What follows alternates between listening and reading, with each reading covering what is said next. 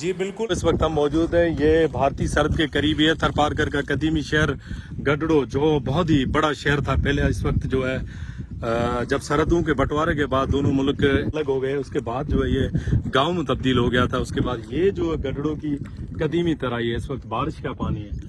یہ اس ترائی میں بارش کا جو پانی جمع ہوتا ہے جو 1 سال تک، اگلی بارشوں تک بھی یہاں پر رہتا ہے. تو ہمارے ساتھ ساتھی رپورٹر ہے ممتاز سے بات کریں. ممتاز، کیا کہیں گے آپ؟ یہ قدیمی اثاثے ہے، اس طرح ان کی کوئی توجہ نہیں. یہاں سیاح گھومنے کے لیے ان کی ایک توجہ ہونا چاہیے. سندھ گورنمنٹ خاص کر کے آرکیولوجی ڈپارٹمنٹ کو توجہ دینا چاہیے. جیسے آپ نے گڈڑو شہر دیکھا، یہاں قدیمی مندر تھے، وہ ٹوٹ پھوٹ کا شکار. تو آپ کیا کہیں گے ان پر؟ جبار دیکھیں، میں سمجھتا ہوں کہ ہم جس مقام پہ بھی، جس جگہ پہ بھی کھڑے ہیں، یہ برصغیر کی ایک بہت بڑی تاریخی جگہ ہے. نہ صرف یہ جب بٹوارا ہو گیا برصغیر کا، پورا ایشین جو سب کانٹیننٹس ہے اس کے 2 ممالک بن گئے، ایک کو بھارت، دوسرا پاکستان.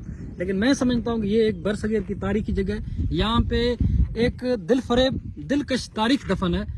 تو اس پہ جو تحقیق ہونی چاہیے. بدقسمتی ہماری یہ ہے کہ ہمارے جو کنسرن جو ڈپارٹمنٹس ہیں، جو آفیسرس ہیں، جو ہمارے جو نظام ہے، وہ اس طرح جو تاریخ ہے ہماری، اس کو وہ انہوں نے جو بالکل چھوڑ دی ہے. جیسے میں آپ کو کیا بتاؤں، تو یہ گڈڑو جو ہے اس کی الگ سی تمدن ہے، تاریخ ہے اس کی. یہاں پہ جو بتا رہے تھے وہاں پہ ولیجرز کہ آزاد نہرو کے یہاں پہ کارخانے تھے. تو برصغیر کا یہ بہت بڑا ایک مرکز تھا. یہاں پہ مختلف قسم کے کارخانے لگے ہوئے. اس طرح ہم یہ پوائنٹس آپ کو نظر آ رہا ہے نا، یہ پیچھے، اس کو یہ بتاتے ہیں، یہاں کے جو لوکل لوگ ہیں وہ بتاتے ہیں کہ یہاں سے تقریباً 1 سال کے لیے پانی ہو جاتا ہے تھوڑی سی بارش میں.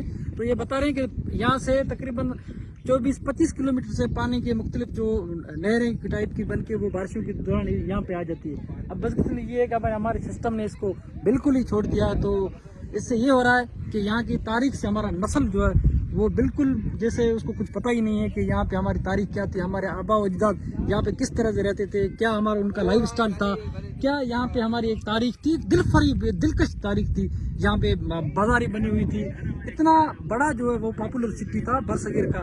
وہ اس طرح ہمارے پاؤں کے نیچے اب وہ دفن ہی ہو رہا ہے. لیکن اب ضرورت اس بات کی آرکیولوجی ڈپارٹمنٹ جو ہے وہ یہاں پہ فوکس کرے. جی بالکل، جیسے کہ آپ کا کہنا ہے کہ محکمہ آرکیولوجی کی جو عدم توجہ کے باعث یہ شہر جو تھا ویران ہو گیا. اس کے بعد بالکل بھی توجہ نہیں دی گئی یہاں پر سیاح جو وہ آ سکیں، ان علاقوں کا نظارہ کر سکیں. زمینوں پر بھی قبضہ ہو چکا ہے.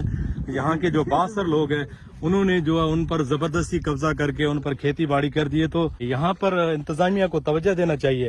ایسی قدیمی چیزیں ہیں ان پر توجہ دینا چاہیے، ان کو اثاثوں کو بچانا چاہیے. ان پر جو ہے خاص کر کے یہاں پہ اداروں کو توجہ دینا چاہیے.